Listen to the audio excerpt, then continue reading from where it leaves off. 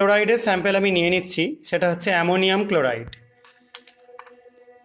এখানে ammonium chloride ছাড়াও তোমরা অন্য কোনো ক্লোরাইড স্যাম্পেল নিয়েও করতে পারো, কোনো অসুবিধা নেই।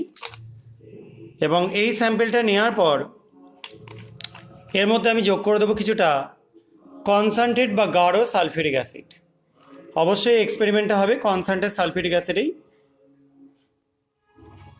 কিছুটা যোগ করে দিলাম। এরপর এই টোটাল মিক্সচারটাকে একটু হিট করে নেব। আমি আপাতত এখানে একটা লাইটার দিয়ে হিট করে দিচ্ছি। দেখতে পাচ্ছ একটা ধোঁয়া উঠছে। এবার আমরা এর মধ্যে অ্যাড করে দেবো কিছুটা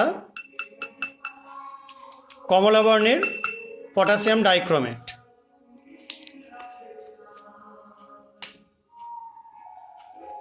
আবার ফার্দার আমি হিট করতে শুরু করছি।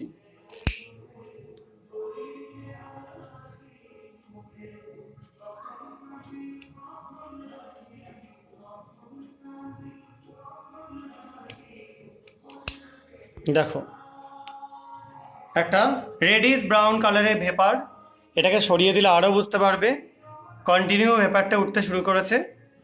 এই যে ভেপারটা উঠছে, এই ভেপারটা হচ্ছে ক্রোমিল ক্লোরাইডের CrO2 Cl2, এবং আমরা যে সলিউশন